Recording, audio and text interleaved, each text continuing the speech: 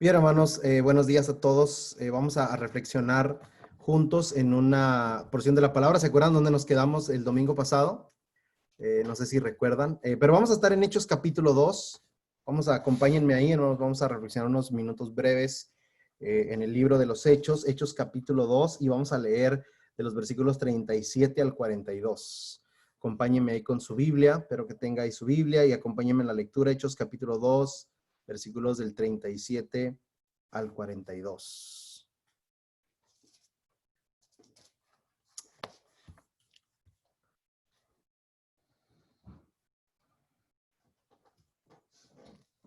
Hechos capítulo 2, versículos del 37 al 42. Vamos a leer, hermanos. Lo voy a leer y usted me sigue ahí con su Biblia. Es un pasaje que usted conoce muy bien, pero como le decía la semana pasada, queríamos verlo a lo mejor desde otro ángulo o verlo desde otra perspectiva. Y bueno, lo más importante, hermanos, es reflexionar verdaderamente en estos versículos. Dice, al oír esto, y bueno, antes de leerlo, usted sabe que este es el sermón de Pedro, ¿verdad? Este es el sermón de Pedro. Cuando, como dicen muchos, ¿no? Cuando se inaugura el cristianismo, ¿verdad? El primer sermón que hay para llamar de Jesús, para hablar de Jesús. Y dice que aquí lo que vamos a leer es la reacción de la gente la primera vez que escuchó públicamente una predicación sobre Jesucristo. Y dice, al oír esto, conmovidos profundamente, dijeron a Pedro y a los demás apóstoles, hermanos, ¿qué haremos? Entonces Pedro les dijo, arrepiéntanse y sean bautizados cada uno de ustedes en el nombre de Jesucristo para perdón de sus pecados y recibirán el don, el regalo, ¿verdad?, del Espíritu Santo. Porque la promesa es para ustedes y para sus hijos y para todos los que están lejos, para tantos como el Señor nuestro Dios llame. Y Pedro, con muchas otras palabras, testificaba solemnemente y les exhortaba diciendo, sean salvos de esta perversa generación. Entonces, fíjese el versículo 41, Pedro les dice que se arrepientan, que se bauticen, que necesitan ser bautizados, ¿verdad? Como una decisión que ellos necesitan tomar. Y el versículo 41 dice, entonces los que habían recibido su palabra fueron bautizados y se añadieron aquel día como 3,000 personas. Wow, imagínense, hermanos, como 3,000 personas. A veces la gente pregunta, ¿cómo los bautizaron? ¿Quién los bautizó? ¿Verdad? Como si estas fueran preguntas importantes para el punto que el libro de los Hechos nos quiere transmitir. Que la palabra de Dios, hermanos, fue recibida por mucho más de 3,000 personas. Cuando Pedro predica de Jesucristo, lo que ha hecho con nosotros y cómo hay que responderle a él. Pero mire el versículo 42, que es en el que vamos a reflexionar esta mañana. Se forma la iglesia, hermanos, con personas que han sido bautizadas, que han sido justificadas, que han aceptado a Jesucristo. Y dice el verso 42, y se dedicaban continuamente a la comunión, al partimiento del pan y a la oración. Ok, ¿se acuerdan la pregunta en la que nos quedamos la semana pasada, hermanos? ¿Cómo lo hacía la iglesia del libro de los Hechos? ¿Cómo hacía la primera iglesia que hubo? ¿Cómo hacía para crecer? ¿Qué método utilizaba? ¿Cuál era su estrategia? Hablábamos la semana pasada, hermanos, que hoy en día nos preguntamos mucho cómo podemos crecer, cómo podemos atraer a la gente, cómo podemos ser una iglesia saludable, ¿verdad? Entonces, hablábamos de que lo que la gente pide muchas veces no es lo que Dios pide. Lo que la gente pide no es muchas veces lo que Dios pide. Decíamos, si Jesús viene a ver a su iglesia así tan centralizada en el domingo, tan centralizada en como es ahora, ¿qué diría Jesús? ¿Qué dirían los apóstoles, hermanos? Fíjese, yo le comentaba esto la semana pasada. Una cosa que he descubierto en esta pandemia, hermanos, una cosa que nos hemos dado cuenta en esta pandemia, decíamos la semana pasada, es lo incómodo que nos hace sentir el cristianismo del primer siglo. Antes de la pandemia, hermanos, siempre decíamos, no, hay que ser como la iglesia del libro de Hechos, hay que ser como ellos, vamos a ser como ellos y vamos a ser como, y duro y duro y duro con lo mismo, ¿verdad? Tengo toda mi vida escuchando eso, hermanos, cristianos diciendo, es que tenemos que ser como la iglesia del Nuevo Testamento y vamos a ser como la iglesia de Jerusalén. Y ahora que se nos dio la oportunidad, hermanos, muchos no podemos imaginarnos el cristianismo sin nuestro edificio público. No podemos, hermanos. Es decir, que si fuéramos cristianos en el libro de los Hechos, ¿verdad? Y le diríamos, oye, apóstol Pedro, ¿cuándo van a abrir el edificio? El apóstol Pedro diría, nosotros no tenemos edificio. ¿Nos reunimos en qué? Nos reunimos en casas. Nos reunimos en las casas. Nos reunimos en grupos, en lo que llamarían hoy en grupos pequeños. Oye, ¿cuándo es la campaña? ¿Cuándo es el seminario? Nosotros no tenemos seminarios, no tenemos eventos. Nosotros nos juntamos todos los días a leer de la palabra, ¿verdad? Ok, esto es otra cultura y es otro tiempo, pero ¿cómo se ven estos principios en nuestra vida? Decíamos nosotros, decíamos la semana pasada, hermanos, cuando jalamos personas para ser entretenidas, necesitamos mantenerlas con entretenimiento. Cuando la gente viene a la iglesia para ser entretenida, hermanos, porque hay una gran música, o hay un gran predicador, o hay una gran predicación, o hay grandes cosas divertidas, o hay grandes eventos en donde familiares, cuando hacemos estas cosas, cuando apelamos al entretenimiento, necesitaremos del entretenimiento para que no se vayan, ¿verdad? Entonces, no era eso, hermanos. A la iglesia del primer siglo no la vemos nosotros apelando al entretenimiento. Y mire que había entretenimiento en su tiempo, en su cultura, ¿verdad? Entonces, ¿cómo lo hacía, hermanos? ¿Cómo lo hacía? Mire lo que dice el versículo 2. ¿Por qué tanta gente venía? Y se dedicaban, dice el verso 42, continuamente a la enseñanza de los apóstoles, a la comunión, al partimiento de pan y a la oración. 4 cosas. Y vamos a hablar de 3 el día de hoy, porque una es muy importante y la voy a separar y la voy a dejar para después. Pero vamos a hablar de estas 4 cosas. Hoy vamos a hablar de 3, ¿verdad? La clave, yo le decía la semana pasada, hermanos, la clave de todo esto, entender esto, es la palabra dedicados. ¿Se fija cómo empieza el versículo 42? Estaban dedicados. Fíjese, ¿cuántas horas tiene la semana, hermanos? ¿Quién me dice cuántas horas tiene la semana? ¿Quién se atreve a abrir su micrófono y decirme cuántas horas tiene la semana? Googleelo, porque no, yo no sé de verdad. ¿Cuántas horas tiene una semana? 7:20, creo. ¿Cuánto?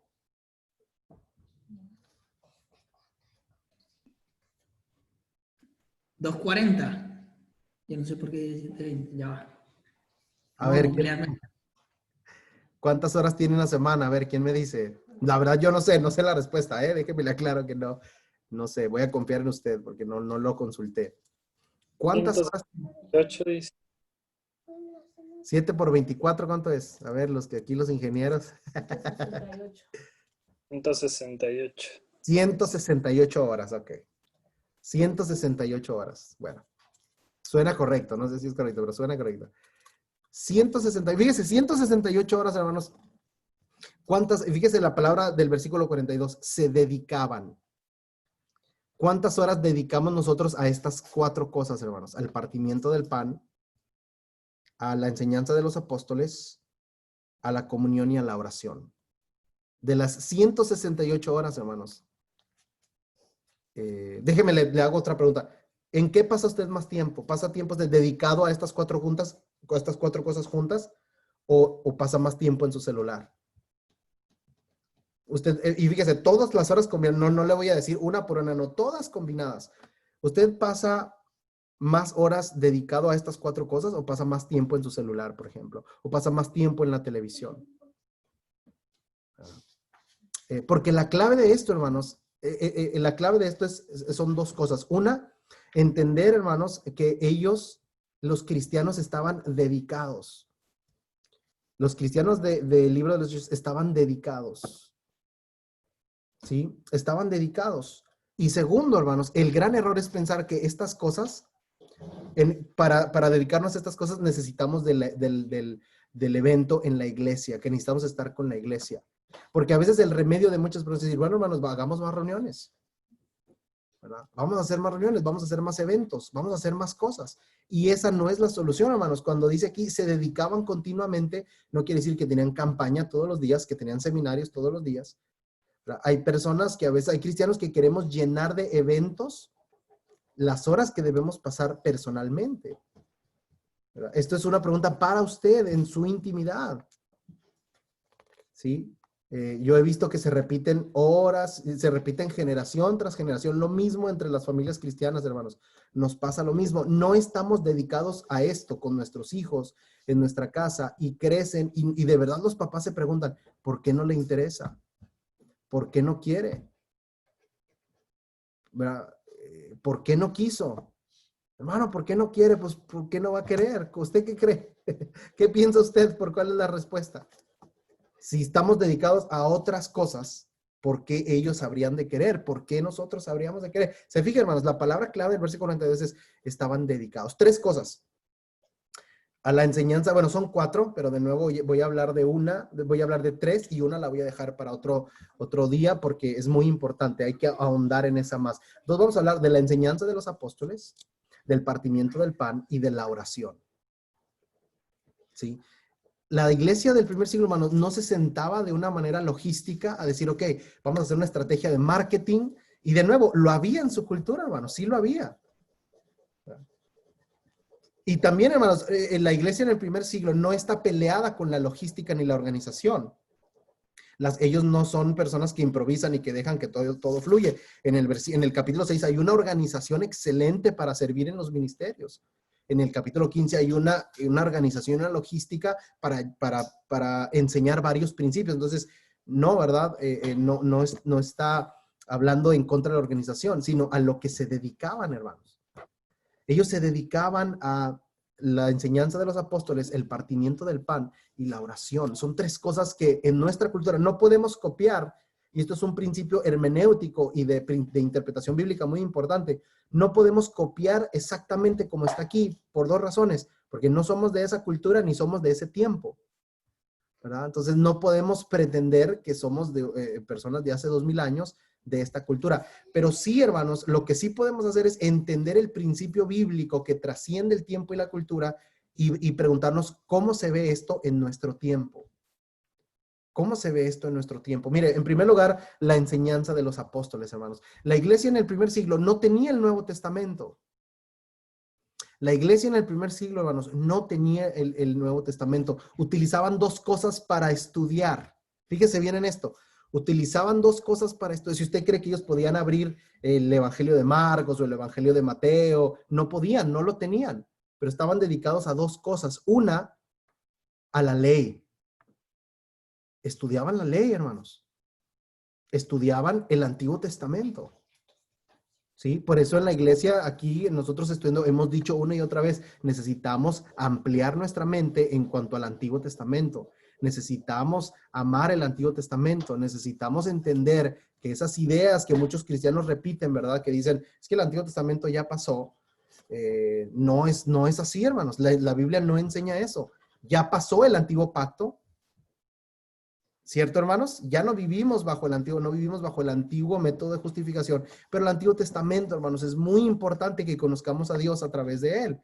El apóstol Pablo, ¿verdad? Cuando dice toda la escritura es inspirada por Dios, el escritor a los hebreos, que también cuando dice, ¿verdad? Que la palabra de Dios es como una espada de doble filo, cuando el apóstol Pablo dice toda la escritura es inspirada por Dios, no se referían al Nuevo Testamento, se referían al Antiguo Testamento. Entonces, en primer lugar, utilizaban el Antiguo Testamento. En segundo lugar, utilizaban ¿qué? La doctrina de los apóstoles, dice aquí. La enseñanza de los apóstoles, hermanos. Ellos utilizaban las enseñanzas de los apóstoles. ¿Por qué las enseñanzas de los apóstoles? ¿Porque ellos eran los mejores predicadores? No, ¿verdad? Porque ellos tenían, hermanos, la enseñanza de Jesús. Ellos habían conocido a Jesús de primera mano. ¿Verdad? Entonces, esto nos hace entender una cosa, hermanos, que el poder radica en la palabra y no en el predicador. ¿Se fijan esto?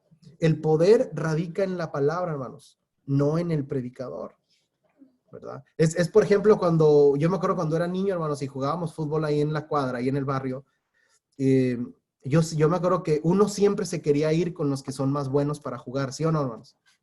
¿Verdad? Y cuando uno decía, a ver, te toca elegir a ti y al otro niño, ¿verdad?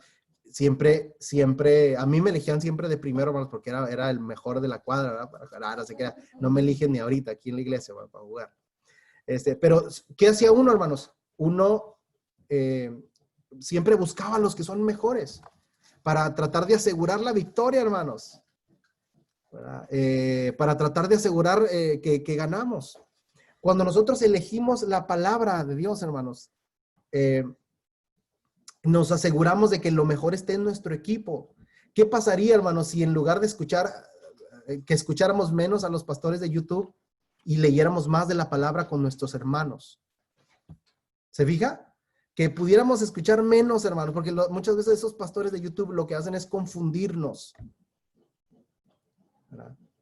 Y que escucháramos eso menos y que leyéramos más la palabra de Dios, que nos consiguiéramos una versión de la Biblia que pudiéramos entender mejor, ¿verdad? Porque si dice, bueno, es que la Reina Valera a veces no me queda clara. Bueno, que es que encontráramos una versión más nueva, más clara, más fácil de entender y que pasáramos más tiempo en la palabra, hermanos, porque el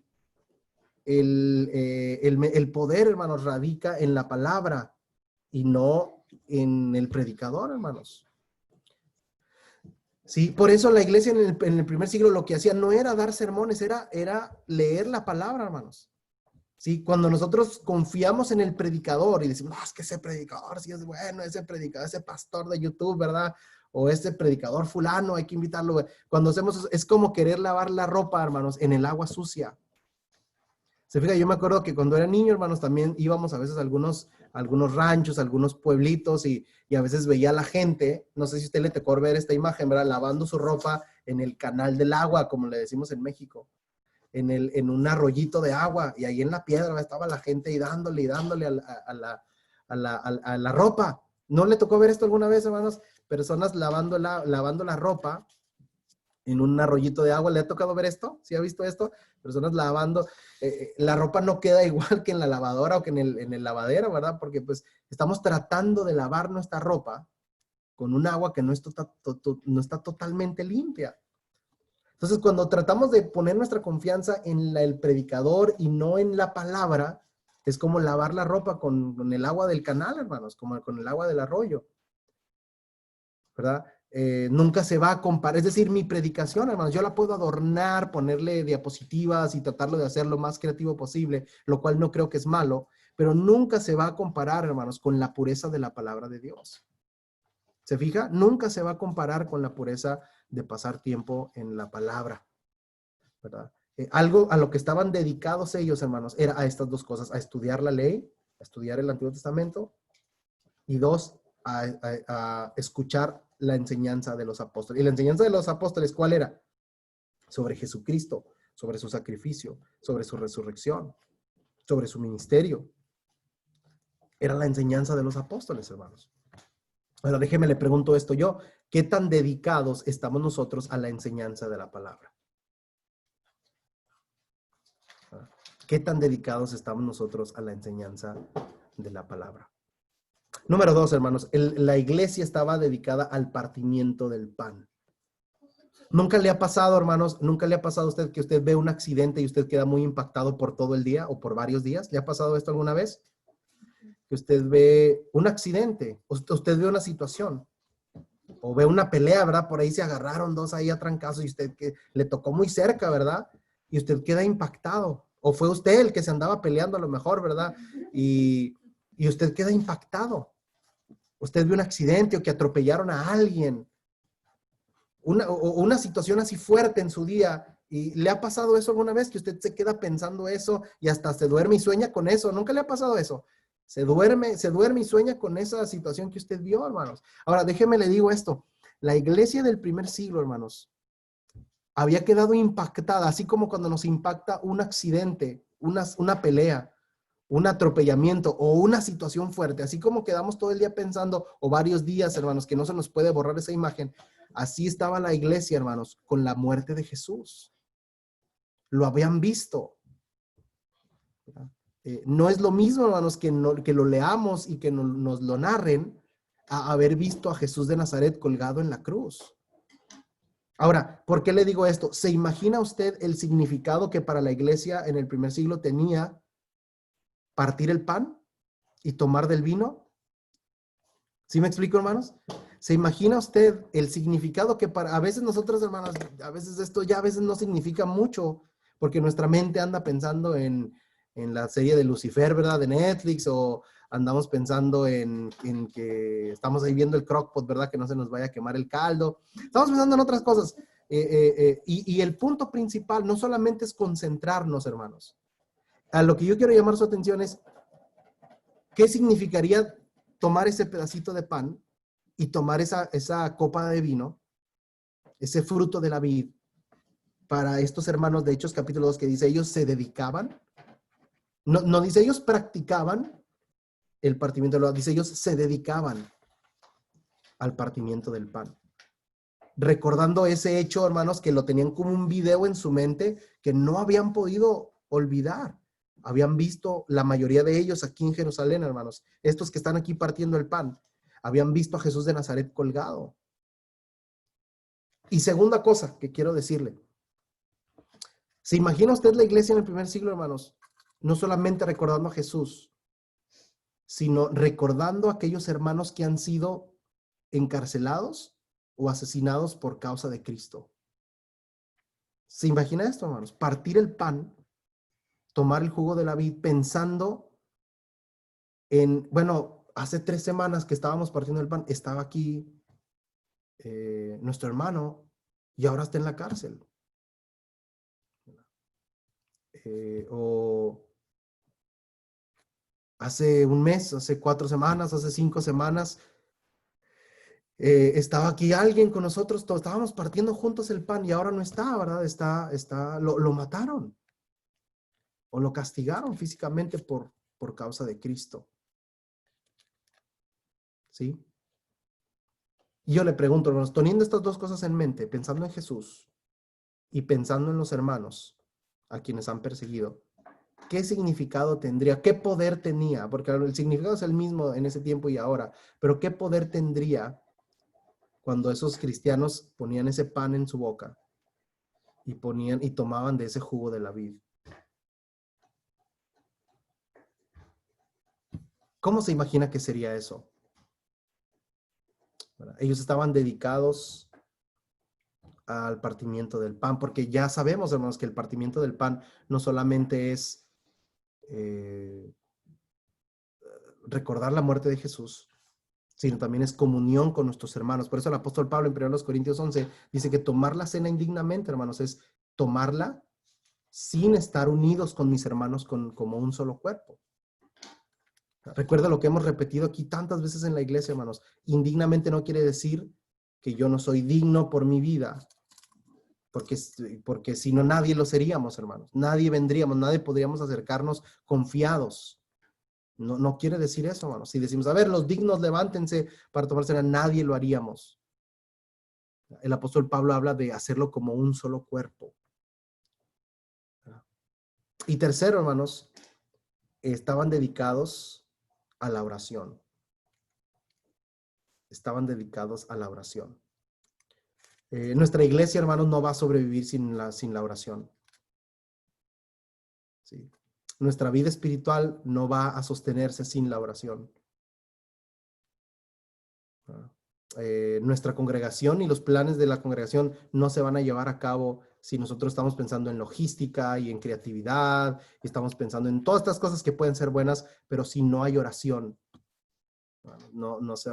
su familia no va a irle bien si usted no ora con ellos. Y quizá a veces por eso el Señor nos deja pasar tiempos adversos, hermanos, porque quizá nosotros estando bien no vamos a orar tan fervientemente como lo haríamos si estamos en una adversidad. ¿Verdad?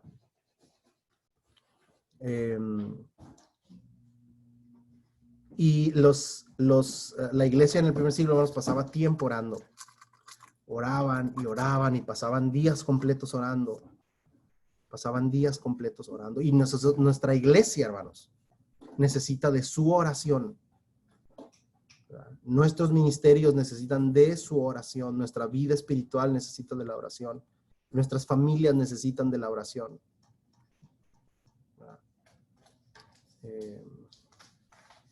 Entonces, recuerde estas 3 cosas, hermanos, a la que estaba dedicada la iglesia primitiva. ¿Y cómo se ve esto en nuestra vida? ¿Cómo se ve esto en nuestra vida, hermanos? 1, pasamos más tiempo en la palabra y menos tiempo escuchando a otros. 2, pasamos partiendo el pan, hermanos, no solamente para recordar la muerte de Jesús, a la cual todos estamos invitados a recordar, sino número 2, estamos invitados, hermanos, a tener comunión unos con otros. La frase de partir el pan también se refiere a la comunión que hay entre hermanos, ¿verdad? A la comunión que hay entre los hermanos. Y tercero, hermanos, necesitamos de la oración. Necesitamos de la oración. Necesitamos estarle pidiendo a Dios, agradeciendo a Dios, exaltando a Dios a través de la oración. Déjeme terminar con una historia que leí, hermanos, hace unas semanas que me impactó mucho, pero hablaba una persona, un padre de familia, y decía, ¿qué tal si yo le hago una fiesta a mi hija, a mi niña? Ella tiene una niña pequeña, él tiene una niña pequeña. Dice, ¿qué tal si yo le hago una fiesta a mi niña e invito a todos sus amiguitos y les digo, hey, no va a haber nada más que pastel, solamente va a haber pastel de cumpleaños, ¿verdad? ¿Cuántos vendrían? Pero ¿qué tal si yo le hago a mis hijos, a mi hija le hago una fiesta en un lugar donde hay videojuegos y a cada quien le doy una tarjetita con, no sé, con una cantidad ilimitada de que pueden jugar en toda esa área de juegos, de videojuegos, que va a haber dulces, que va a haber comida, que va a haber pizza, que va a haber jugos, que va a haber pastel, que va a haber piñata, y yo les digo a todos, ¿verdad? Mire, esto es lo que va a haber. Dice este padre de familia, ¿qué tal si todos vienen? Estoy seguro que en la segunda escenario van a venir muchos niños. Y yo voy con mi hija y le digo, hija, ¿sabes qué? Todos estos niños vinieron aquí porque te aman. ¿Sí, hermanos? ¿Esa es la verdad? No, hermanos. Yo creo que si hacemos el pastel, vamos a ver quién la ama realmente. Y ese es el concepto de amistad que vivimos en nuestros días, ¿verdad? ¿Quién nos ama realmente? Hermanos, hemos hecho de la iglesia un lugar en donde hay videojuegos y donde hay luces y donde hay gran música y hay grandes predicadores y le decimos a Dios, Dios, mira, toda esta gente que está aquí están porque te aman, ¿verdad? Tenemos un montón de festivales y tenemos un montón de cosas y tenemos un montón de eventos y programas y entonces le hacemos a Dios como una gran fiesta de cumpleaños, como en Peter Piper Pizza, ¿verdad? Le hacemos, ahí celebramos a nuestro Dios y le decimos, Señor, ellos aquí vienen, no creas que vienen por los juegos, vienen porque te aman. ¿Verdad? Y eso es algo que la iglesia en el libro de los Hechos no hacía. ¿Verdad? Ellos predicaban a la gente para que viniera porque amaban a Dios. No porque aman el entretenimiento, no porque aman lo que van a obtener de venir socialmente de la iglesia. Ahora, debemos aclarar, hermanos, que todo esto, no estamos peleados con la creatividad, ¿verdad? Podemos ser creativos, podemos ser organizados, podemos apelar a la logística, pero necesitamos venir porque amamos a Dios, no porque amamos lo que nos puede dar. Vamos a invitar a que la gente venga a nuestra iglesia porque lo único que hay para recibir es a Dios, ¿verdad? Y su salvación. Si empezamos a hacer que la gente venga para que se entretenga o por lo que le podemos dar, vamos a tener que seguirles dando y dando y dando y dando para que no se nos vayan, ¿verdad? Para que no se vayan. Si estamos entretenidos, estamos todos entretenidos con un gran concierto o con un gran predicador o con todo esto, vamos a tener que mantener todo eso para que no se vaya. La iglesia del primer siglo estaba dedicada, hermanos, al partimiento del pan, a la enseñanza de los apóstoles y a la oración.